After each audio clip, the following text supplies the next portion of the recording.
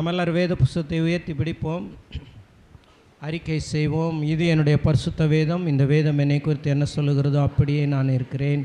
இந்த வேதம் எனக்கு எது சொந்தம் என்று சொல்லுகிறதோ அது எனக்கு சொந்தமாக இருக்கிறது. இந்த வேதம் என்னால் என்ன செய்ய முடியும் என்று சொல்லுகிறதோ அதை என்னால் செய்ய முடியும்.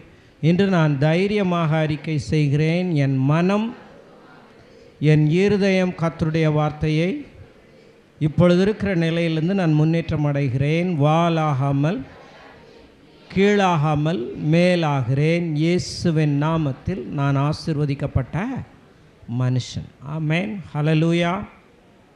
எத்தனை பேர் சந்தோஷமாக இருக்கிறீர்கள்? ஆமென். இந்த நாளில் நமக்கு திருவிருந்து உண்டு. நாம் கூட திருவிருந்தில் கலந்து கொண்டு போகலாம். ஓகே, கிருபையை குறித்ததான ஒரு புரிந்து கொள்ளுதலுக்குள்ளாக நாம் இப்போ ஆரம்பித்திருக்கிறோம். இது ஒரு அருமையான ஒரு சத்தியம். தேவன் உங்களையும் என்னையும் மேலான அற்புதமான சத்தியத்துக்குள்ளே நம்மை நடத்தி கொண்டு வருகிறார். ஆமென். போன வாரத்தில் நாம் பார்த்தோம்,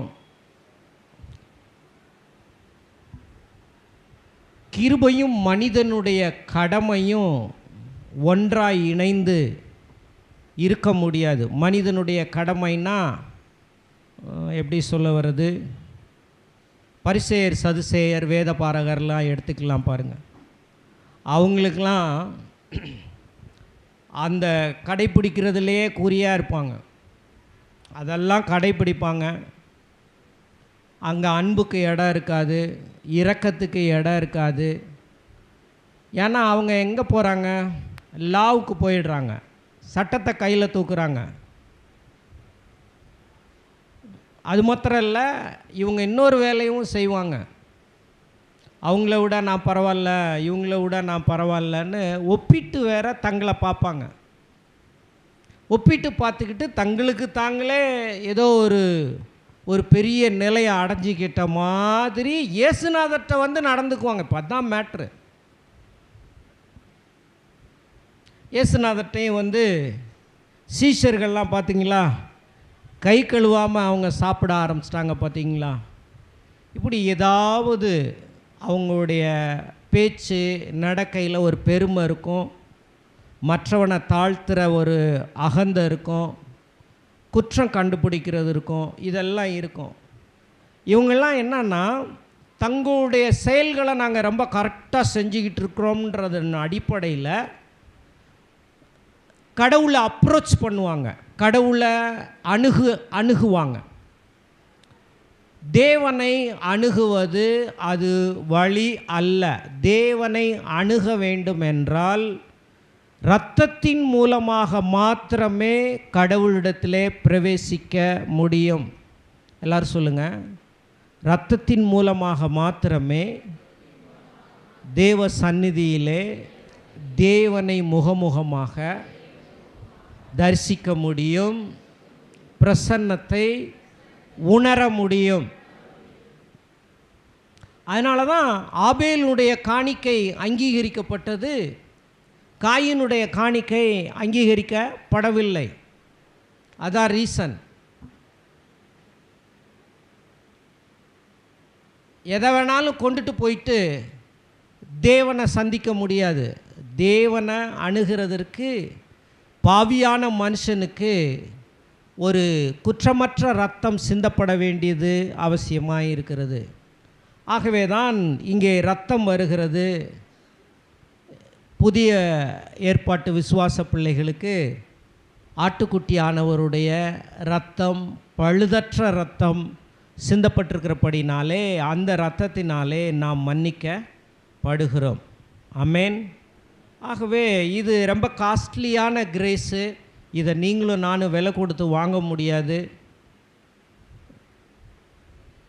இதை வாழ்நாளெல்லாம் நான் அது செஞ்சு இது செஞ்சு அடைக்கிறேன்னு அடைக்கவும் முடியாது. நம்முடைய வாழ்க்கையே அவருக்கு கடன்பட்டு இருக்க வேண்டும். வாழ்க்கையே கடன்பட்டு இருக்கிறதுனா என்ன? வீட்லேயும் சரி இங்கேயும் சரி யதார்த்தமாக நன்றி நிறைந்த ஒரு வாழ்க்கை. சபைக்கு வந்தால் மட்டும்தான் நன்றி சொல்கிறது, வீட்டுக்கு போனோன்னே நன்றி மறக்கிறது, அப்படி இல்லை. எந்த இடத்துல இருந்தாலும் கிறிஸ்துவுக்கு ஒரு நன்றியுள்ள ஒரு வாழ்க்கை. எத்தனை பேர் அப்படி செய்யலான்னு விரும்புகிறீங்க? எல்லோரும் ஒரு அல்லேலூயா சொல்லுவோம். ஆமென். ஆகவே நம்முடைய ரட்சிப்புக்கு முன்னும் சரி பின்னும் சரி அதை திருப்பி செலுத்த முடியாது, அந்த ரட்சிப்புக்கு கிரயத்தை. அப்புறமா இன்னொரு காரியம் பார்த்தோம். இந்த உலகத்தில் பணம் சம்பாதித்து விட முடியும், ஆனால் கிருபையை சம்பாதிக்க முடியாதுன்னு ஒரு காரியத்தை நான் உங்கள் மனசில் பதித்தேன். இப்போ மறுபடியும் சொல்கிறேன். கிருபை என்பது கொடுக்கப்பட மட்டுமே முடியும், கிருபையை யாரும் சம்பாதிக்க முடியாது. எல்லோரும் சொல்லுவோம், கிருபையை யாருமே விலை கொடுத்து வாங்க முடியாது, சம்பாதிக்க முடியாது. அது தேவனுடைய அன்பு, அது தேவனுடைய கிருபை, அது தேவனுடைய இரக்கம், மாறாத ஆழமான அன்பு. அப்போ தேவன் தன்னுடைய குமாரன் மூலமாக இந்த கிருபையை நமக்கு கொடுத்திருக்கிறார். ஆமென், ஹல்லேலூயா. ஆகவே இந்த ரட்சிப்புக்கு நீங்களும் நானும் விலை கொடுக்க முடியாதுன்னு சொன்ன உடனே, அப்போ நான் விலை கொடுக்க முடியாதா அப்படின்ற ஒரு நம்பிக்கை இழக்க வேண்டிய தேவையில்லை. தேவனே அதுக்கு இன்னொரு பரிகாரம் பண்ணியிருக்கிறாரு. அவருடைய சொந்த குமாரனை அனுப்பி இரத்தம் சிந்தி சிலுவையிலே மரித்து அந்த தண்டனையெல்லாம் ஏற்றுக்கொண்டு உங்களையும் என்னையும் ரட்சிக்கிறதற்கு ஒரு வழியை ஏற்படுத்தி இருக்கிறாரே, அந்த வழிக்குள்ளே வந்துட வேண்டிதான். சம்பாதிக்க முடியாது. அப்போ ஹோப்லெஸ்ஸாக நான் நிற்கிறேன், என்ன செய்கிறதுன்னு தெரியல.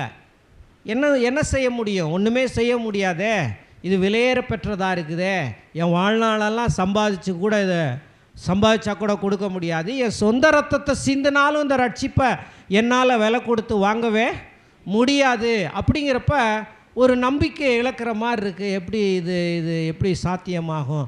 ஆனால் தேவன் இதை சாத்தியமாக்கும்படி தன்னுடைய குமாரனை நமக்காக என்ன செய்திருக்கிறார்?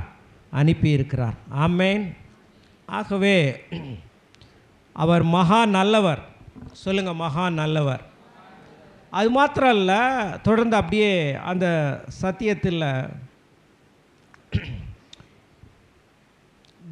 Grace can't coexist with human merit. ஒரு மனுஷனுடைய நல்ல குணம் அவனுக்கு இருந்தால் அவன் கிருபையை பெற்றுக்கலாமா, ரட்சிப்பை பெற்றுக்கலாமா அப்படின்னா கிடையாது. நல்ல குணமுள்ளவங்களாலாம் கர்த்தர் தேடி ரட்சிக்கிறது கிடையாது. ஒரு மனுஷனுடைய நல்ல குணம்னு சொல்லும்போது எப்படி சொல்கிறது? ஒருவருடைய திறமை, தகுதி, இதை பார்த்து கிருபை இறங்காது. எல்லோரும் வாயத்தன்னு சொல்லுங்கள். ஒரு மனுஷனுடைய திறமை, படிப்பு தகுதி, ஏழ்மை, ஐஸ்வர்யம், இதன் அடிப்படையில் கிருபை இறங்குவது கிடையாது, வருவது கிடையாது. ஆமென். கிருபையும் இந்த கருணை கிருபையும் மனுஷனுடைய தகுதியோடு கூட இணைந்து போகாது. அப்புறமும் கிருபை நல்லவங்களுக்காக மட்டும்தான் வழங்கப்படுகிறது அப்படின்றது கிடையாது. நீங்களும் நானும் ஒருவரோடு ஒருவர் ஒப்பிடும்போது மாறலி கொஞ்சம் ஒருத்தங்கள்கிட்ட இருக்கக்கூடிய அந்த கேரக்டர் ஒரு நல்ல கேரக்டராக இருக்கலாம். சின்ன சின்ன தவறுகள் செய்கிறவங்களாக இருந்தாலும் ஒரு சில நல்ல மனசும் அவங்களுக்குள்ளே இருக்கும். எல்லாத்தையும் நம்ம டேமேஜ் பண்ணி ஒருத்தரையும் பேசிட முடியாது. ஒரு வழியில் வீக்காக இருப்பாங்க, ஆனால் ஒரு சில காரியத்தில் அவங்க கொஞ்சம் நல்ல புத்தியாக, நல்ல ஸ்ட்ராங்காக, நல்ல மனசு உள்ளவங்களாக இருப்பாங்க. ஈஸியாக யார் வேணாலும் ஏமாத்துகிற மாதிரி கூட ஒரு சில இன்னோசன்ட்டு கூட இருப்பாங்க. அவங்களுக்கு கபடு தெரியாது, சூது தெரியாது, வாது தெரியாது, யார் கூட பழகிக்கிட்டு இருக்கோன்றதும் ப்ராப்பராக தெரியாது. அவங்க இவங்கள பயன்படுத்திக்கிறதுக்காகவே பழகுவாங்க, கபடாகவே பழகுவாங்க. அதை கூட இவங்களுக்கு கண்டுபிடிக்க தெரியாது. அந்த அளவுக்கு தான் இவங்க இருப்பாங்க. ஏன்னா இவங்க யார்கிட்டையும் கபடாக நடந்ததில்லை, யார்கிட்டையும் சூதாக நடந்ததில்லை. இவங்க கபடு சூதுவாக தான் நடந்திருந்தாங்கன்னா மற்றவங்களையும் பார்க்கும்போது அந்த கபடு சூதுவாது இருக்கிற மாதிரியே தோணும்.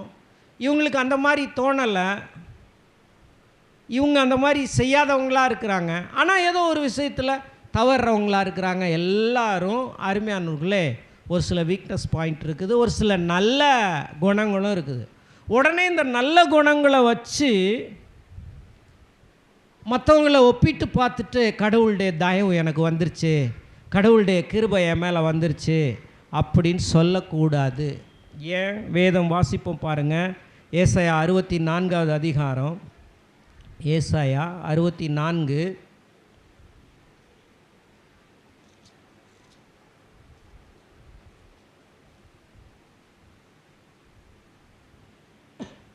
6வது வசனம் வாசிங்கப்பா. நாங்கள் அனைவரும் தீட்டானவர்கள் போல இருக்கிறோம். இன்னொரு முறை வாசி.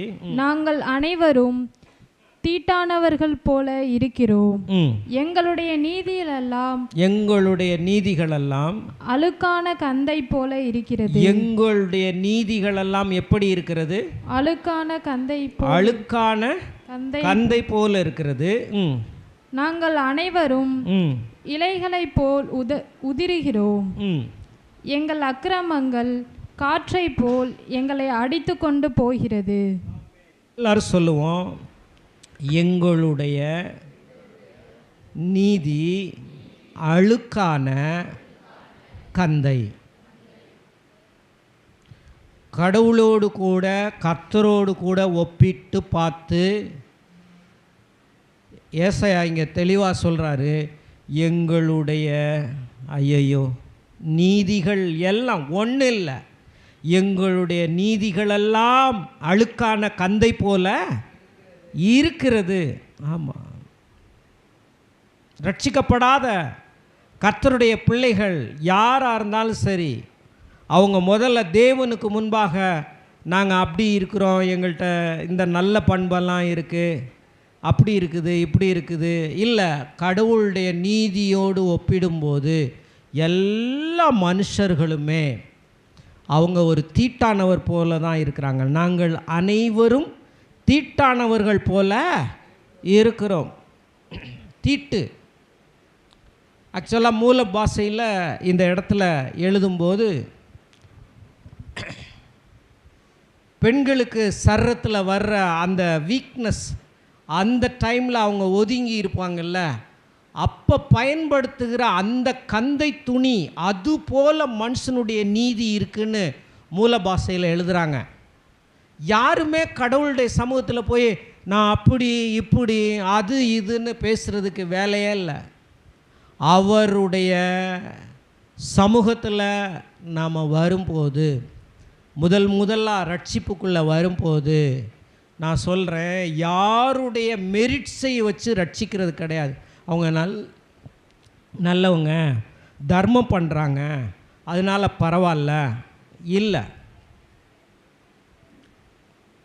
இயேசு கிறிஸ்து பூமியில் வாழ்ந்த நாட்களில் என்ன நடந்தது வாசிப்போம். மத்தேயு 21வது அதிகாரம்.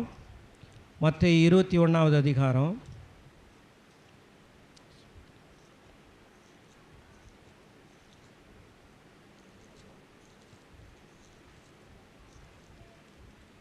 முப்பத்தி 31 வாசிங்க. இவ்விருவரில் எவன் தகப்பனுடைய சித்தத்தின்படி செய்தவன் என்று கேட்டார். அதற்கு அவர்கள் மூத்தவன் தான் என்றார்கள். அப்பொழுது இயேசு அவர்களை நோக்கி, எல்லாரும் சேர்ந்து வாசிங்க. ஆயக்காரரும் வேசிகளும் உங்களுக்கு முன்னே தேவனுடைய ராஜ்யத்தில் பிரவேசிக்கிறார்கள் என்று மெய்யாகவே உங்களுக்கு சொல்லுகிறேன். அநேக யூத மத லீடர்ஸ்லாம் அங்கே வந்திருக்கிறாங்க இயேசுவை பார்க்க. அவங்களுக்கு முன்னாடி இயேசுவை பார்க்க அவங்கெல்லாம் வந்திருந்த போது இயேசு சொல்லுகிறார், நாங்கள் தான் பெரிய யூத மதத்தையே கட்டி காத்துக்கிட்டு இருக்கிறோம், எங்களை போல் யாரும் கட்டி காக்கலன்னு நீ நினச்சிக்கிட்டு இருக்கிற. ஆனால் இன்னும் தேவனுடைய ராஜ்யத்துக்குள்ளே நீ பிரவேசிக்கலை தம்பி. யார் இப்போ கடவுளுடைய ராஜ்யத்தில் பிரவேசிச்சிருக்கிறாங்கன்னா ஆயக்காரரும் வேசிகளும் உங்களுக்கு முன்னே தேவனுடைய ராஜ்யத்திலே பிரவேசிக்கிறார்கள் என்று மெய்யாகவே உங்களுக்கு சொல்லுகிறேன். ஏன் ஆயக்காரரும் இவங்களும் தேவனுடைய ராஜ்யத்தில் பிரவேசிச்சிட்டாங்க? அவங்க தங்களை யாருன்னு அவங்க கண்டுபிடிச்சிட்டாங்க. தேவ சமூகத்தில் வந்து தங்களை தாழ்த்துறாங்க. எங்களுக்கு மன்னிப்பு வேணும்னு கேட்குறாங்க, நாங்கள் மனம் திரும்புகிறோன்னு கேட்குறாங்க, எங்களுக்கு இரட்சகர் வேணும்னு கேட்குறாங்க. இரட்சகரை நம்பி ஓடி வராங்க, தேவனுடைய ராஜ்யத்துக்குள்ளே பிரவேசிக்கிறாங்க. அவங்க இரட்சகரை நம்பி ஓடி வரல. யூத மத தலைவர்கள் மற்ற எல்லாருமே தங்களையே நம்பிக்கிட்டு இருக்கிறாங்க. நாங்கள் வாரத்தில் சபத் கொண்டாடுறோம், ஓய்வு நாளை நாங்கள் அனுசரிக்கிறோம். வேதத்தில் இருக்கக்கூடிய நிறைய காரியங்களை நாங்கள் என்ன செய்கிறோம்? அனுசரித்து கொண்டு இருக்கிறோம். சும்மா இல்லை, எங்களை மாதிரி யாரும் இந்த மத கொள்கைகளை பின்பற்றுறது யாருமே கிடையாது. இப்போயும் அங்கே எதுக்கு வந்திருக்கிறான்னா இயேசுநாதரை குற்றம் கண்டுபிடிக்கிறதுக்காக வந்திருக்கிறான். இயேசுநாதர் என்ன தப்பு பண்ணுறாருன்னு பார்ப்போம். ஓய்வு நாளில் அவர் சுகமாக்குறாரா பார்ப்போம். அதை பண்ணுறாரா இதை பண்ணுறாரா? அவங்களுடைய எண்ணமே தங்களை நம்புகிறார்கள். தங்களுக்கென்று இந்த யூத மதத்தில் இருக்கப்பட்டிருக்கிற கொள்கைகளை கடைப்பிடிக்கிறாங்க. ஆனால் 100க்கு 100 யாராலையும் கடைப்பிடிக்க முடியாது. ஒருத்தருக்கு ஒருத்தர் கம்பேர் பண்ணிவிட்டு அவனை விட நான் நிறையா கடைப்பிடிக்கிறேன் அப்படின்ற மாதிரி எண்ணத்தில் அப்படியே இருந்துகிட்ருக்குறாங்க. ஆனால் தங்களை பாவி என்று ஒத்துக்கொண்டு இயேசுவினிடத்தில் மனம் திரும்புகிறவர்கள் அவங்கள காட்டிலும் இவங்க ரொம்ப ஃபாஸ்ட்டாக தேவனுடைய ராஜ்யத்தில் பிரவேசிக்கிறார்கள். ஆமென். இது அவங்களுக்கெல்லாம் ரொம்ப ஷாக்காக இருக்குது. என்னது, ஆயக்காரன் கடவுளுடைய ராஜ்யத்தில் பிரவேசிக்கிறானா? என்னது இது ஆச்சரியமாக இருக்குதே. ஆமாம், அப்படி தான். ஏன்? தேவனை தேடி தாங்கள் யார் என்கிற அறிவோடு கூட ரட்சிப்புக்காக வருகிற ஒவ்வொருவரையும் தேவன் ரட்சிக்கிறார். ஆமென். அப்போ பூமியில் யாருமே நல்லவன் கிடையாது, எல்லாரும் பாவிகள் தான். தங்களுடைய குணங்களை வச்சு கடவுள்கிட்ட சேரும். ஒரு சிலரை நம்ம பார்ப்போம், கிறிஸ்துவ அறியாதவங்க நிறைய நல்ல குணம் இருக்கும், ஒரு சில நல்ல குணம் இருக்கும். அந்த நல்ல குணம் அவர்களை பரலோகத்தில் கொண்டு போய் சேர்க்காது. ஏன்னா ஒன்றிலே தவறினாலும் எல்லாத்துலேயும் தவறின மாதிரி தான். 100க்கு 100 யாரும் பாஸ் பண்ணவே முடியாது. எல்லோரும் பாவத்தில் பிறக்கிறோம், பாவ சூழ்நிலைகளில் வாழுகிறோம், பாவத்தை ப்ராக்டிஸ் பண்ணுறோம்.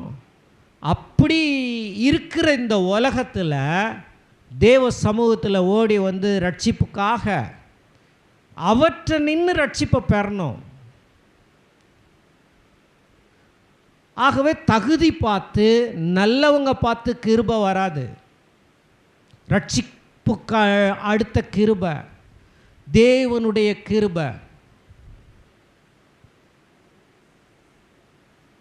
நீங்கள் தேவனுடைய பிள்ளையாக ஆன பிறகு, தேவன் உங்களுக்குள்ள ஒரு சில மாற்றங்களை கொடுத்த பிறகு, நீங்கள் புது மனுஷனாக மாறின பிறகு, புது சிருஷ்டியாக மாறின பிறகு, புது வாழ்க்கை வந்த பிறகு, உங்களுடைய வாழ்க்கையில் தேவன் மகத்தான காரியத்தை செய்ய ஆரம்பிக்கிறாரு. நீங்களே மாறிடுறீங்க, மாற்றப்பட்டுடுறீங்க. எப்படின்னு கேட்டிங்கன்னா, அதுதான் அந்த பாவம் மரணம் என்கிற பிரமாணத்திலேருந்து வெளியே வந்து ஜீவனுள்ள ஆவியின் பிரமாணத்துக்கு உள்ளே நம்ம என்ன செஞ்சிடறோம்?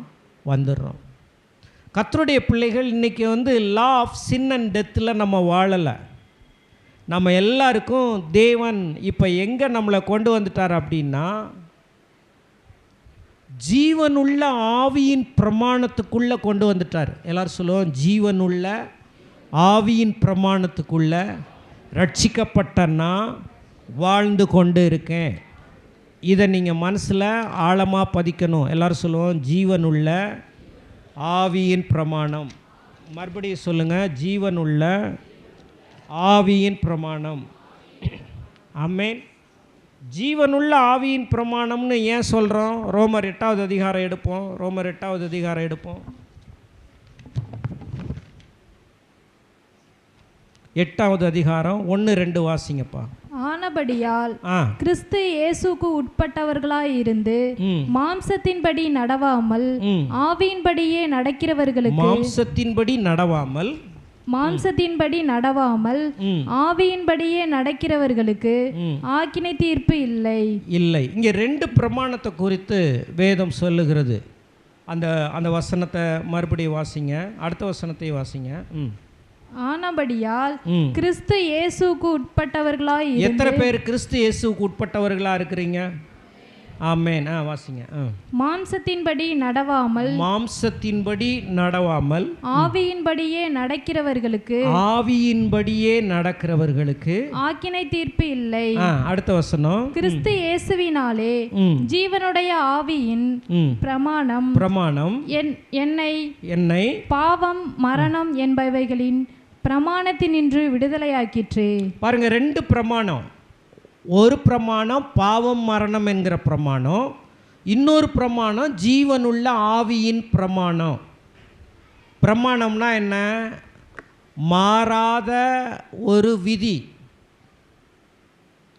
பூமியில் புவியீர்ப்பு விசை இருக்கிறது. எந்த பொருளை தூக்கி மேலே இருந்து போட்டாலும் எங்கே வந்துடும்? கீழே விழுந்துடும். இது புவியீர்ப்பு விசை. ஆனால் இப்போ மனுஷன் சர்வதேச விண்வெளி ஆராய்ச்சி மையத்தில் போய் அங்கே அந்த ஸ்பேஸ் ஸ்டேஷனில் இருக்கிறான்ல, அங்கே வந்து பார்த்திங்கன்னா புவியீர்ப்பு விசை ரொம்ப லோ கிராவிட்டி அங்கே இருக்கவே இருக்காது. அதனால் எந்த பொருளை போட்டாலும் அது பறக்கும். அவங்களே பறந்துட்டு தான் இருப்பாங்க. ஏன்னா அந்த இடத்துல புவியீர்ப்பு விசை கிடையாது. ஒரு மைக்கை கூட ஒருத்தங்க பக்கத்தில் பேசிட்டு அடுத்தவங்கள்ட்ட கொடுக்கறதுக்கு இப்படி விட்டால் போதும், அது அப்படியே அங்கே போகும். அவர் அப்படியே பிடிச்சிக்கலாம். அங்கே அந்த பிரமாணம் வேலை செய்யலை. இங்கே புவியீர்ப்பு விசை வேலை செய்யுது. எந்த பொருளை போட்டாலும் கீழே இழுக்குது. ஆனால் அங்கே அப்படி இல்லை. அங்கே அந்த பிரமாணமே இல்லை. நீங்களும் நானும் ரட்சிக்கப்படுறதுக்கு முன்னாடி பாவம் மரணம் என்கிற பிரமாணத்தில் இருந்தோம். அப்படின்னா என்னன்னா, பாவம் செஞ்சால் மரணம் வரும், பாவம் செஞ்சால் தண்டனை உண்டு. தேவன் கொடுத்துருக்கிற பிரமாணங்களை மீறுகிறது தான் பாவம். ஆதாமும் ஏவாளும் தேவனுடைய கட்டளைகளை மீறினோடனே பாவம் ஆயிடுச்சு. அந்த பாவத்தினுடைய கான்சிக்வன்சஸ் என்னன்னா, அதனுடைய பலாபலன் என்னன்னா மரணம். அப்போ பாவத்தினாலே வந்த மரணம். இந்த பிரமாணத்தில் தான் நாமளும் இருந்தோம். பாவத்துக்கு கீழாக விற்கப்பட்டு, பாவத்தினுடைய டாமினேஷனுக்கு கீழே, பாவத்தினுடைய அடிமைத்தனத்துக்கு கீழே, பிசாசினுடைய அடிமைத்தனத்துக்கு கீழே நாம் வாழ்ந்து கொண்டிருந்தோம். தேவன் சொன்ன காரியங்களை கடைப்பிடிக்கவும் முடியாது. அப்போ கடைப்பிடிக்கலைன்னா என்ன ஆகுது? மரணம்தான். பாவம் நிரந்தரமாக மன்னிக்கப்படவில்லை. இது கீழே இழுக்கிற ஒரு பிரமாணம். பாவம் மரணம் என்கிற ஒரு பிரமாணம். இந்த பிரமாணத்திலிருந்து கடவுள் நம்மளை என்ன பண்ணிட்டார்னா, இயேசு கிறிஸ்துவின் சிலுவை புண்ணியத்தின் மூலமாக ஜீவனுடைய ஆவியின் பிரமாணம். ஆவினா பரிசுத்த ஆவியானவர். இந்த பரிசுத்த ஆவியானவர் வந்து செத்து கிடந்த நம்மளை, பாவத்தில் செத்து கிடந்த நம்மளை உள்ள ஒரு ஜீவனை கொடுத்து, அந்த ஜீவன் என்ன ஜீவன்னா நித்திய ஜீவன், தேவனுடைய ஜீவன், தேவனோடு நம்மை நெருங்கி சேர்க்கிற ஜீவன், காட்ஸ் லைஃபே நமக்குள்ள பரிசுத்த ஆவியானவர் கொடுத்துட்றாரு. இப்போ அவருடைய ஜீவன் வந்து நம்மளை ஒரு புது மனுஷனாக மாற்றி புது வாழ்வுக்குள்ளே கொண்டு போய் புது சிருஷ்டியாக மாற்றிடுச்சு. இப்போ நான் அவருடைய பிள்ளையாக இருக்கிறேன். அதனால் நான் இருக்கிற இடம் என்னன்னா, ஜீவனுள்ள ஆவியின் பிரமாணம் வேலை செய்கிற இடத்துல நான் வாழ்ந்து கொண்டு இருக்கிறேன். எல்லாரும் ஒரு அல்லேலூயா சொல்லுவோம். அப்போ பாவம் ஒன்றும் செய்ய முடியாது, மரணம் ஒன்றும் செய்ய முடியாது. மரணமும் எனக்கு ஆசீர்வாதம் தான். பாவம் இந்த பூலோகத்தில் என்னை டாமினேட் பண்ணி கீழே இழுக்க முடியாத இடத்துல நான் இருக்கேன். தேவன் என்னை அப்படி வச்சிருக்கிறார். எல்லாரும் ஒரு அல்லேலூயா சொல்லுவோம். ரட்சிப்பு அதுதான். எல்லோரும் சொல்லுவோம், நான் ரட்சிக்கப்பட்டிருக்கிறேன், நான் தேவனுடைய பிள்ளையாக மாறி இருக்கிறேன். ஜீவனுள்ள ஆவியின் பிரமாணம் செத்து கிடந்த என்னை உயிருள்ளவனாக மாற்றியிருக்கு. நித்திய ஜீவன் எனக்குள்ளே இருக்குது. பாவமும் மரணமும் என்னில் ஆளுகை செய்ய முடியாது. இப்போ என்ன கிருபை ஆளுகை செய்து கொண்டு இருக்கிறது. எல்லாரும் சொல்லுங்கள், கிருபை ஆளுகை செய்து கொண்டு இருக்கிறது. அதனால தான் ஜீவனுள்ள ஆவியின் பிரமாணம் என்னை பாவம் மரணம் என்கிற பிரமாணத்திலிருந்து விடுதலை ஆக்கினது மாத்திரல்ல, எனக்கு ஆக்கினை தீர்ப்பும் இல்லை என்று அற்புதமாக போதிக்கிறது. ரட்சிக்கப்பட்ட ஒரு வேலைக்காரனாக நான் ஆண்டவருடைய சமூகத்தில் நான் இல்லைங்க, ரட்சிக்கப்பட்ட பிள்ளையாக வாழ்ந்து கொண்டு இருக்கிறேன். எத்தனை பேருக்கு பிள்ளைன்னா என்ன, வேலைக்காரன்னா என்ன, வேலைக்காரனுடைய டியூட்டி என்ன, எஜமானுக்கும் வேலைக்காரனுக்கும் இருக்கக்கூடிய உறவு என்ன, தகப்பனுக்கும் பிள்ளைக்கு இருக்கக்கூடிய உறவு என்னன்னு கூட தெரியாமல் ரட்சிப்பை குறித்து போதிக்கிறாங்க அநேகர். கர்த்தர் ரட்சித்தாருங்க, ஆனாலும் அந்த ரட்சிப்பை காப்பாற்ற நம்ம போராடணும்லாம். என்ன போராடுற, எதுக்கு போராடுற? ஜீவனுள்ள ஆவியின் பிரமாணத்துக்குள்ளேயே உன்னை அழைச்சிட்டு இரக்கத்தில் ஐஸ்வர்யம் உள்ளவராய் தம்முடைய மிகுந்த அன்பினாலே அவருடைய கிருபையினாலே உன்னை அவருடைய பிள்ளையாவே மாற்றி புது சிருஷ்டியாக மாற்றிட்டாருங்க. உங்கள் ஆவியில் தேவன் அவ்வளோ பெரிய காரியத்தை செஞ்சுருக்கிறாரு. இனி பாவம் உங்களை இழுக்க முடியாது, மரணம் உங்களை இழுக்க முடியாது. இழுக்க முடியாத இடத்துல நான் இருக்கேன். ரட்சிப்புக்கு அடுத்த காரியங்களில் மனுஷனுக்கு ஒரே ஒரு வேலை தான் இருக்குது. பாவியாகிய என்மேல் கிருபையாயிரும்னு ஜெபம் பண்ணிட்டு தேவ சமூகத்தில் ரட்சிப்பை பெற்றுட்டு சந்தோஷமாக வாழ வேண்டியது தான். எல்லோரும் ஒரு ஆமேன்னு சொல்லுங்கள். ரட்சிப்பை எப்படியாவது நிறைவேற்றுகிறதற்கு பூரணப்படுத்துகிறேன்னு சொல்லிவிட்டு இன்னும் நான் ஃபாஸ்டிங் இருக்க போகிறேன், இன்னும் நான் அப்படியே பாவம் செய்யாமல் என்னை காத்துக்க போகிறேன் சொல்லிக்கிட்டே வேணா இருக்கலாம். ரட்சிப்பு குறித்த புரிந்து கொள்ளுதல் இல்லாமல் வாழக்கூடாது.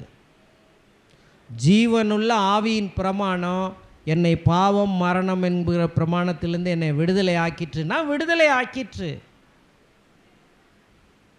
என் தேவன் என்னை வேறு இடத்துல வச்சிருக்கிறாரு. ஆவிக்குரிய கண்ணோட்டம், சிலுவையின் மூலமாய் உண்டான புண்ணியம், இதுக்கு முக்கியத்துவம் கொடுங்க. நீங்கள்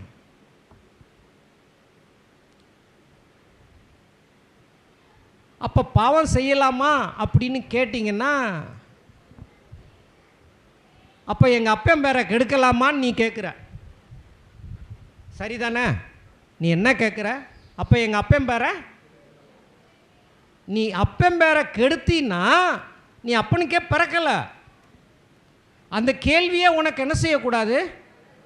அந்த கேள்வி ஏன் வருதுன்னு கேட்டிங்கன்னா, நாம் செய்கிற இந்த கிரியை நிமித்தம்தான் கடவுள் நம்ம மேலே இரக்கமாக இருக்கிறாரு அப்படின்னே நாம் நினச்சி ஒவ்வொரு காரியமும் நடந்தப்பையெல்லாம் நான் அப்படி ஜெபம் பண்ணிட்டேன், நான் இப்படி ஜெபம் பண்ணிட்டேன், நான் அப்படியெல்லாம் நடந்துக்கிட்டேன், அதனால தான் கடவுள் எனக்கு இப்படியெல்லாம் தந்தாருன்னே நீ நினச்சிக்கிட்டே இருந்து கர்த்தர் கொடுக்கிற இரக்கத்தின் பதிலை கூட நீ விலை கொடுத்து வாங்கின மாதிரியே நினச்சிக்கிட்டு இருந்ததுனால தான் நீ இப்போ என்ன யோசிக்கிறன்னா, அப்போ பாவம் செய்யலாமா நீ கேட்குற.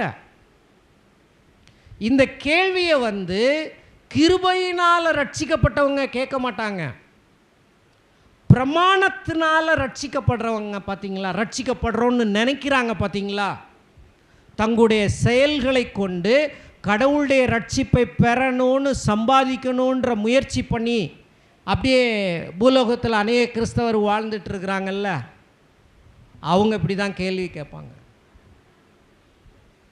ஆனால் இந்த ரட்சிப்பு முழுவதும் கிருபையினால் வந்தது. அவருடைய தயவு இல்லாமல் நான் ரட்சிக்கப்படல, நான் ஒரு பாவி, அவர் என்னை பிள்ளையாக மாற்றி இப்போ உட்கார வச்சிருக்கிறாரு. அந்த வெளிச்சம் இருக்கிறவங்க இந்த கேள்வியே கேட்க மாட்டாங்க. தேவன் உங்களையும் என்னையும் எந்த இடத்துல வச்சிருக்கிறார்னா, பாவத்துக்கு கீழே வைக்கல, கிருபைக்கு கீழே வச்சிருக்கிறாரு. எல்லாரும் சொல்லுவோம், பாவத்துக்கு கீழே இல்லை, கிருபைக்கு கீழே. ஆமென்.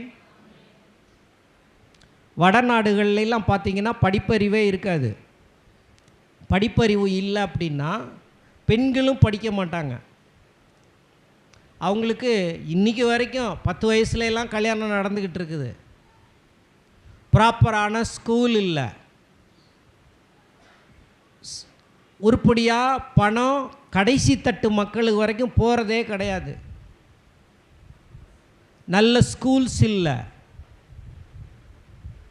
அவங்கள பார்த்தா எல்லாமே நம்ம தமிழ்நாட்டோட ஒப்பிட்டு பார்க்கும்போது ரொம்ப பூவராக இருக்கிறாங்க. எந்த முன்னேற்றமுமே இல்லை.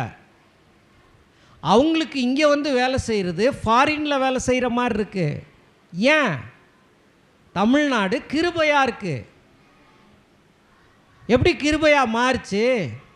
அநேக மிஷினரிமார்கள் வந்து அந்த காலத்திலேயே பள்ளிக்கூடத்தையும் ஆஸ்பத்திரிகளையும் கட்டி விட்டு தமிழ் சமுதாயத்துக்கு நன்மை செய்ததுனால அநேகர் படிச்சிருக்கிறோம், நல்ல வாழ்வாதாரத்தை நம்ம உடையவர்களாக இருக்கிறோம். இப்போ அந்த கிருபையில் நம்ம என்ன செய்கிறோம்?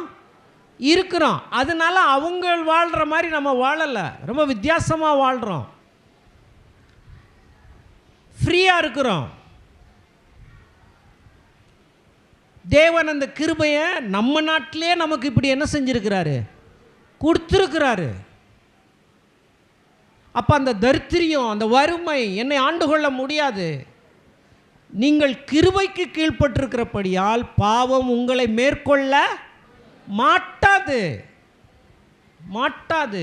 ஜீவனுள்ள ஆவியின் பிரமாணம் உங்களை தூக்கிடுச்சு. ஆவினா பரிசுத்த ஆவியானவர். பரிசுத்த ஆவியானவர் மூலமாக உண்டான ஒரு புது பிறப்பு உங்களுக்குள்ள நடந்திருக்குங்க. ரட்சிப்பு நடந்திருக்கு. நியூ லைஃப் ஸ்டார்ட் ஆகிருக்கு. இதை நம்ம புரிந்து கொள்ளணும். பரிசேயர்கள் சதுசேயர்களெல்லாம் இதை பற்றி அறிவு இல்லாமல் இயேசுநாதரை தப்பு கண்டுபிடிக்கிறதற்கும் நாங்கள்லாம் யூத மதத்தில் அதை பின்பற்றுறோம் இதை பின்பற்றுறோன்னு சொல்லிட்டு நினச்சிக்கிட்டு ஓடி வந்து நின்றுட்டு இருந்தப்ப இயேசு சொன்னார், இங்கே பாரு, நீ அங்கேயே நில்லு, உனக்கு முன்னாடி இங்கே ஆயக்காரர் தேவனுடைய ராஜ்யத்தில் பிரவேசிக்க ஆரம்பிச்சிட்டாங்க. பிரவேசித்த உடனே என்ன சொல்கிறாங்க? சகை ஒரு ஆயக்காரன்தான். கர்த்தர் கொடுத்த ரட்சிப்பை பெற்ற உடனே அவன் உள்ளமெல்லாம் புதுசான உடனே முதல் வார்த்தை சொல்கிறான், யார்கிட்டையாவது நான் வரி அநியாயமாக வாங்கியிருந்தேன்னா நாளை தனையாக திருப்பி தரேன். உள்ள மாற்றம். எல்லோரும் சொல்லுங்கள், உள்ள மாற்றம். ஆமென். அப்போ ஒரு ஃபேக்கான கன்ஃபெஷனில் வர்றவங்க அவங்க வாழ்க்கையே ஃபேக்காக தான் வாழ்கிறாங்க. உண்மையான ஒரு மனம் திரும்புதல் இல்லாமல், உண்மையான ஒரு ஒப்பு கொடுத்தல் இல்லாமல், இயேசுவை தாங்களாக விரும்பி ஏற்றுக்கொள்ளாமல் அவங்க சொன்னாங்க இவங்க சொன்னாங்கன்னு சொல்லிட்டு பார்ப்போம், இதையும் செஞ்சு பார்ப்போமே, ஏதாவது நடக்குதான்னு பார்ப்போம். அப்படி ரட்சிக்கப்படக்கூடாது. நீ யாருன்னு உணர்றியா? அப்படியே யதார்த்தமாக இருந்து உணர்ந்து ஆண்டவர் சொல்கிற மாதிரி நீ மாறிக்கிட்டே வந்தீங்கன்னா உண்மையான ஒரு புது லைஃப் உங்களுக்குள்ளே வந்துருச்சுன்னா சகை மாதிரி தான் நீங்கள் நடப்பீங்க. அதனால தான் ஆண்டவர் சொன்னார், எல்லாத்தையும் ஷாக் பண்ணுறாரு. நீங்கள்லாம் இன்னும் தேவனுடைய ராஜ்யத்துக்குள்ளே வரல, ஆனால் உங்களுக்கு முன்னாடி ஆயக்காரர் வந்துட்டாங்கப்பா அப்படிங்கிறாரு. ஆமென்.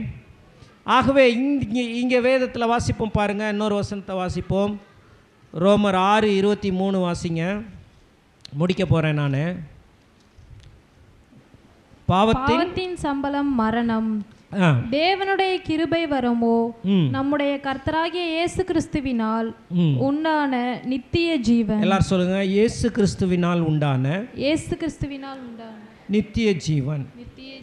எல்லாரும் மறுபடியும் சொல்லுவோம், இயேசு கிறிஸ்துவினால் உண்டான நித்திய ஜீவன். எல்லாரும் சொல்லுவோம், பரிசுத்த ஆவியானவர் மூலமாக நான் ரட்சிப்பை பெற்றிருக்கிறேன். கிறிஸ்துவை விசுவாசித்து நித்திய ஜீவனை நான் பெற்றுக்கொண்டிருக்கிறேன்.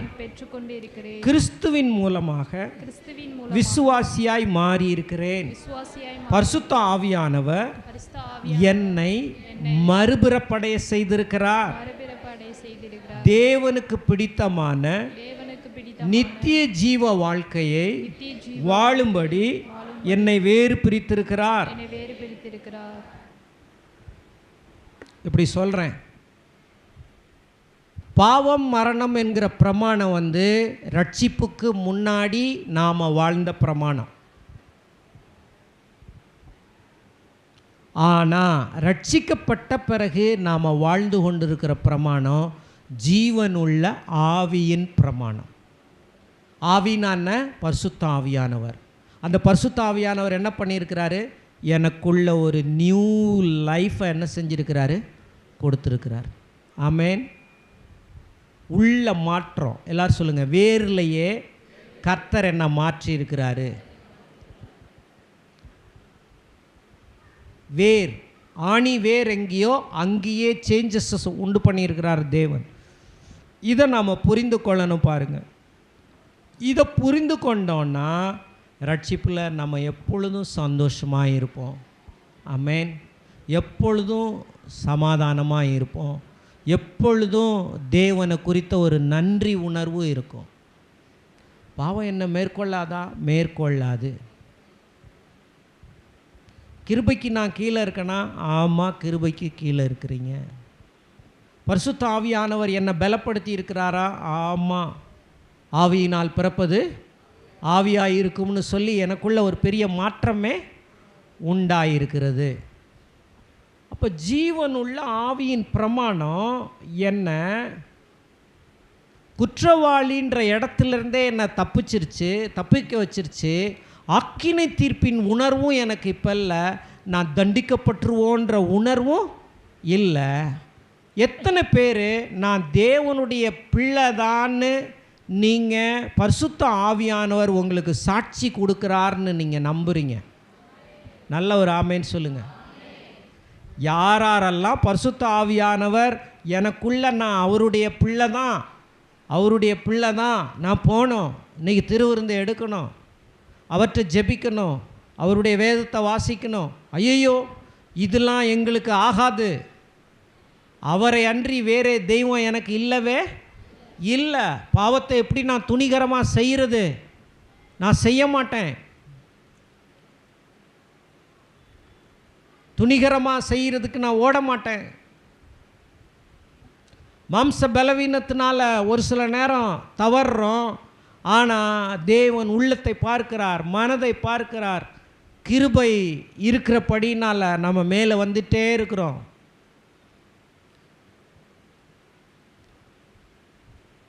அவரே சாட்சி கொடுக்க ஆரம்பிச்சிட்டாரு. மணவாட்டியை அழைச்சிட்டு போகிற பொறுப்பு மணவாளனுக்கு இருக்குது. எல்லோரும் ஒரு அல்லேலூயா சொல்லுவோம். ஐயோ விட்டுறாதீங்க மாப்பிள்ளை, என்னைய விட்டுறாதீங்க மாப்பிள்ளைன்னா நீ மணவாட்டியா இல்லை, அப்படி தான், அதனால தான் கத்துற, எப்படியாவது வருகையில் போயிடணும். நீ மணவாட்டியாக இருந்தால் மணவாளன் உன் கையை பிடிச்சிட்டு என்ன செஞ்சுட்டு போயிடுவார், கூட்டிட்டு. ஏன் பதட்டப்படுற? உனக்கு ரட்சிப்பின் நிச்சயம் இல்லையா? என்ன, ஏன் பதட்டம்? உங்களுக்குள்ள பரிசுத்த ஆவியானவர் சாட்சி கொடுக்குறாரா இல்லையா? நீங்கள் கிருபையில் ரட்சிக்கப்பட்டிருக்கிறீங்களா இல்லையா? இல்லை உங்கள் செயல்களால் தான் ரட்சிப்புன்னு நீ நினச்சின்னா உனக்கு கைவிடப்பட்டுருவோமோன்ற எண்ணம் வரணும். அதனால் ஆயத்தமாகுங்கள்னு சொல்லிக்கிட்டே இருக்க வேண்டியதான்.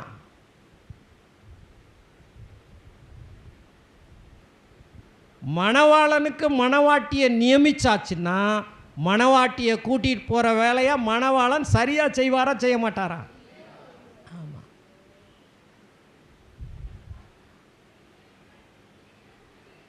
மனுஷனே குடிச்சிட்டு போனாலும் தான் வீட்டுக்கு போகிறான், அடுத்தவங்க வீட்டுக்குள்ளே என்ன செஞ்சிடறதில்ல, போகிறதில்ல. ஏன்னா அவனுக்கு தெரியும் விளக்கமா தடி கிடச்சிரும். அதனால் தான் வீடு எதுன்னு தெரியும். கரெக்டாக ரோடே தான் அளந்துக்கிட்டே இருப்பாங்க. பஸ்ஸு வர்றப்ப கரெக்டாக ஒதுங்கிடுவாங்க. அதுக்கு முன்னாடி பார்த்திங்கன்னா அவங்க அளக்கிற அலை, நான் எதுக்கு சொல்ல வரேன்னா, அவன் அவ்வளவு நிறைவாக இருந்தால் கூட அவனுக்கு தெரியும் தான் வீடு அது, தான் பிள்ளை எது, தான் மனைவி எதுன்னு. கர்த்தருக்கு தான் மனைவியை கூட்டு போகிறதுக்கு அவருக்கு தெரியும். எத்தனை பேர் ஆமேன்னு சொல்கிறீங்க? அதனால் பயப்படாதீங்க. பூரண அன்பு பயத்தை புறம்பே தள்ளும். நீங்கள் அவரை நேசிக்கலையா? அப்போ இவ்வளவு நாளும் உங்கள் ஜபத்தை நீங்கள் நம்பிக்கிட்டே இருந்திருக்கிறீங்க. இப்போ ஜபம் பண்ண முடியாத சூழ்நிலையாக போச்சு, முட்டி போட்டு ஜபிக்க முடியல, வயசாயிருச்சு. அப்போ இப்போ ஜபம் பத்தலைன்னு ஆண்டவர் கைவிட போகிறாரா? இது என்ன அது? நீங்கள் ஆவியானவர் மூலமாக குயிக்கன் பண்ணப்பட்டு மறுபிறப்பை அடைஞ்சிட்டிங்கன்னா பயப்படவே தேவையில்லை. உங்களுக்குள்ள பரிசுத்த ஆவியானவர் முத்திரையாக வேற வந்திருக்கிறாரு, அட்வான்ஸ் பேமெண்ட்டாக வேற வந்துட்டார். யாரெல்லாம் தேவன் அட்வான்ஸ் பேமெண்ட்டு கொடுத்து தனக்கு சொந்தம்னு விலைக்கிறேன் கொடுத்து வாங்கினாரோ அவங்களையெல்லாம் சூப்பராக கூட்டிகிட்டு போயிடுவார். நம்ம பயப்பட வேண்டிய அவசியமே இல்லை. தேவன் நல்லவர். சொல்லுங்கள், தேவன் நல்லவர். ஐயோ அங்கே முத்திரை வருது, இங்கே முத்திரை வருது, இங்கே முத்திரை, எங்கேயும் முத்திரை வரட்டும். முத்திரையெல்லாம் வர்றதுக்கு முன்னாடி தேவன் எங்களை அழைச்சிட்டு என்ன செஞ்சிருவார்? போயிடுவார். அவர் செய்வாருங்க சரியா. அவருடைய பிள்ளைகளை அழைச்சிக்கிறதுக்கு அவருக்கு தெரியும். ஒரு செகண்டில் அவர் எல்லாத்தையும் அழைச்சிட்டு கூட்டிகிட்டு போயிடுவார். ஆகவே இந்த நாட்களில் பரிசுத்த ஆவியானவர் மூலமாக நம் மறுபிறப்பு அடைஞ்சிருக்கிறோன்ற உணர்வோடு வாழுவோம், தேவனை மகிமைப்படுத்துவோம். கிருபைக்கு கீழே இருக்கிறோன்றதை மனசில் வைங்க. நல்லவனாக இருந்ததுனால ரட்சிக்கப்படலை. எந்த நல்லவர்களையும் தேடி கிருபை போகிறது கிடையாது. நல்லவன்னு இந்த உலகத்தில் யாருமே இல்லை, தேவனை தவிர. ஹல்லேலூயா. தேவன் ஒருவர் தவிர நல்லவன் ஒருவனும் இல்லையே அப்படின்னு இயேசு சொல்கிறாருன்னா என்ன அர்த்தத்தில் சொல்கிறாரு? நான் தான் அந்த தேவன், என்னை தவிர வேறு ஒருவனும் நல்லவன் கிடையவே கிடையாதுன்னு அதுக்கு அர்த்தம். உடனே இயேசுவே இப்படி சொல்லிட்டாரு, அப்போ இயேசுவும் நல்லவர் இல்லையா? தன்னை தேவன் இப்போ சொல்கிறாரு, அவ்வளோதான். நானே வழின்னு சொன்னார். என்னை கண்டவன் யாரை கண்டான்னு சொன்னார்? அதே தான். தேவன் ஒருவர் தவிர நல்லவன் ஒருவனுமே இல்லையானா உன் கூட பேசிகிட்டு இருக்கிற இந்த தேவன் இருக்கிறார்ல, இவரை தவிர எவனும் நல்லவன் கிடையவே கிடையாது, எவனையும் நீ நம்பாதன்னு சொல்கிறாரு. அவ்வளோதான். இப்போ உலகத்தில் நல்லவங்க யாருமே இல்லை. ரட்சிப்பு வேணும்னா அவற்றை மனம் திரும்பி அவரை ஏற்றுக்கொண்டு அவருடைய பிள்ளையாக மாறி அவரை போல பரிசுத்த ஆவியானவர் மூலமாக மாறிக்கொண்டே தேவ சாயலை பூமியிலேயே அந்த மறுரூபம் அடைந்து, அந்த மனசு மறுரூபமயம் அடைந்து சர்றத்தை எல்லாம் அவருக்கு ஒப்பு கொடுத்து, முன்னாடி பொய் பேசின வாய் இப்போ மெய் பேச ஆரம்பிக்குது. முன்னாடி தவறான தீர்மானத்தை எடுத்த இந்த யோசனை இப்போ சரியான தீர்மானத்தை பைபிளுக்கு ஏற்ற மாதிரி எடுக்குது. முன்னாடி தவறான நடக்கை நடந்த அந்த நடக்கை இப்பொழுது கிறிஸ்துவின் நடக்கையாக அது மாறுது. பரிசுத்த ஆவியானவர் இவைகளையெல்லாம் செய்கிறதுக்கு ஒரு எம்பவர் பண்ணுறாரு, எனேபிள் பண்ணுறாரு. அவர் அந்த திறமைகளை உள்ளே வச்சு நம்மளை அந்த கனிகளை உண்டாக்கும்படி அவர் செய்கிறார். என்னில் நிலைத்திருங்கள். நிலைத்திருந்தால் போதும். நீங்கள் எப்படி கொடுப்பீங்க? மிகுந்த கனிகளை கொடுப்பீங்க. நம்ம எல்லோரும் எழுந்து நிற்போம். எழுந்து நின்று ஆண்டுடைய பாதத்தில் நம்மை அர்ப்பணிப்போம். தேவ சமூகத்தில் நம்மை ஒப்பு கொடுப்போம். இந்த கிருபைக்காக எல்லாரும் கரங்களை தட்டி கர்த்தரை ஸ்தோத்தரிப்போம். ஹல்லேலூயா, ஹல்லேலூயா. பாவம் மரணம் என்கிற பிரமாணத்திலிருந்து எங்களை நீங்கள் மீட்டெடுத்துட்டீங்க ஆண்டவரே. நன்றி ஆண்டவரே. ஹல்லேலூயா. எல்லோரும் வாயை திறந்து கர்த்தரை ஸ்தோத்தரிப்போமா. ஷேபேரேலே பாராலா பாராலா ஓ ரீலா பாராலா பாராலா பாலா பாலா பாலா. ஹல்லேலூயா. எல்லோரும் அப்படியே கேட்ட சத்தியத்தை மனசில் கொண்டு வாங்க. அப்பா உமக்கு நன்றி சொல்லுங்கள். எல்லோரும் அப்பாவுக்கு நன்றி சொல்கிறீங்களா? ஓ ஹல்லேலூயா, ஹல்லேலூயா, ஹல்லேலூயா, ஹல்லேலூயா, ஹல்லேலூயா. ஆமென். ஹல்லேலூயா, ஹல்லேலூயா, ஹல்லேலூயா.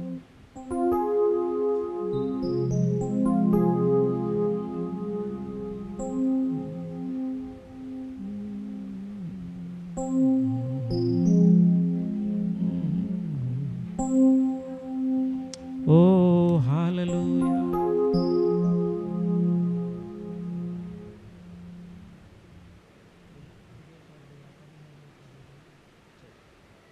ஓ ஷாபாலா பாலா முலு பாலா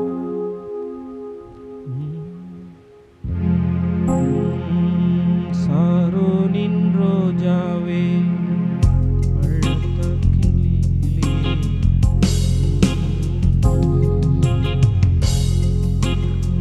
எல்லாரும் சேர்ந்து சாரோனின் ரோஜாவே,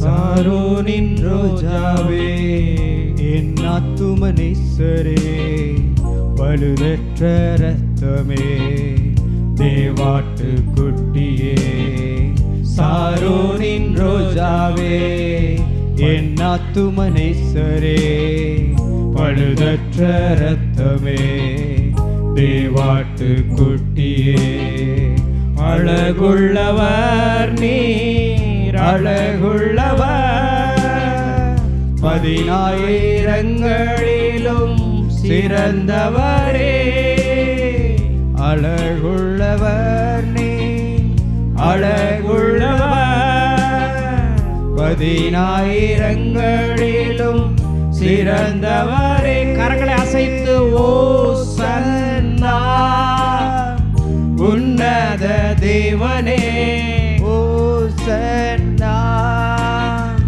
தாவீதின் மைந்தனே, ஓசன்னா உன்னத தேவனே, ஓசன்னா தாவீதின் மைந்தனே.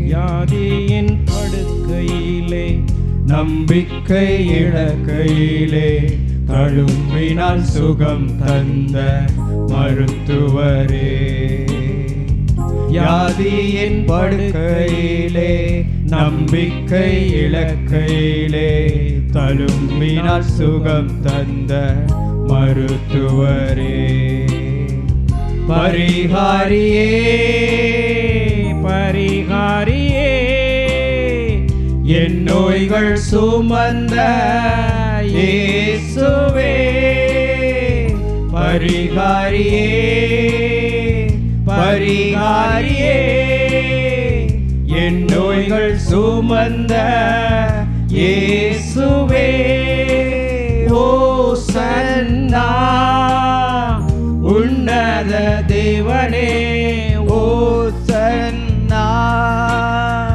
தாவீதின் மைந்தனே, ஓசன்னா உன்னத தேவனே, ஓசன்னா தாவீதின் மைந்தனே.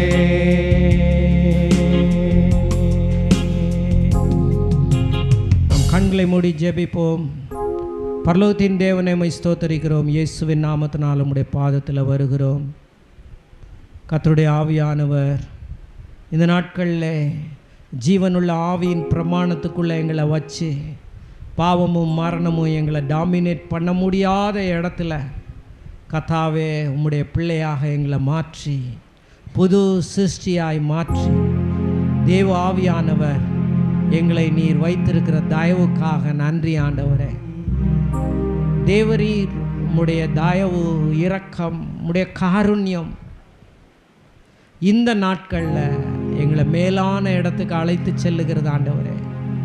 மிகுந்த விடுதலையோடு கூட ஒவ்வொரு நாளும் உங்களை சேவிக்கவும் ஆராதிக்கவும் எங்களுக்கு கிருபை தருவீராக. நேரலையில் பார்க்கிற கர்த்தருடைய பிள்ளைகள் ஒவ்வொருவரையும் இயேசுவின் நாமத்தினால் ஆசீர்வதிக்கிறோம். பெரிய புரிந்து கொள்ளுதலுக்கு நேராக, ஆசீர்வாதத்துக்கு நேராக, ஆரோக்கியத்துக்கு நேராக, வெளிச்சத்துக்கு நேராக நீர் மாற்றி உயர்த்தி வைக்கிறதற்காக நன்றி. தேவைகளை நீர் சந்திக்கிறதற்காக நன்றி. அது மாத்திரமல்ல கர்த்தாவே, இந்த நாளிலும் கூட எங்களோடு இணைந்து ஆராதித்த எல்லா எங்களுடைய கர்த்தருடைய பிள்ளைகள் எல்லார் மேலும் கர்த்தருடைய ஆசீர்வாதத்தை நான் கூறுகிறேன் ஆண்டவரே. இயேசுவின் வார்த்தையின் மூலமாய் சென்று திரளான மீன்களை 2 படகு நிறையா நிரப்பினது போல கேட்ட வார்த்தைகளோடு கூட பிள்ளைகள் வேலைக்கு செல்லவும், அதனாலே ஆசீர்வாதங்களோடு திரும்பி வரவும், கரைக்கு வரவும் நீர் கிருபை தருகிறதற்காக நன்றி ஆண்டவரே. எப்பொழுதும் நீர் ஆயத்தமாயிருக்கிறீர் எங்களை ஆசீர்வதிக்க. உங்களுடைய கிருபையும் தயவும் ஆண்டவரே எங்களை மேலான ஆசீர்வாதத்துக்கு நேராக நடத்துகிறது. இந்த நாளில் கலந்து கொண்ட ஒவ்வொருவர் மேலும் தேவனுடைய ரத்தத்தை தெளிக்கிறேன், பூசுகிறேன், ஆரோக்கியத்தை கூறுகிறேன், ஐஸ்வர்யத்தை கூறுகிறேன். இயேசுவின் நாமத்தில் பிதாவே, ஆமென். ஆமென். இந்த அப்பம் கர்த்தருடைய சரீரமாக இருக்கிறது, இந்த ரசம் கர்த்தருடைய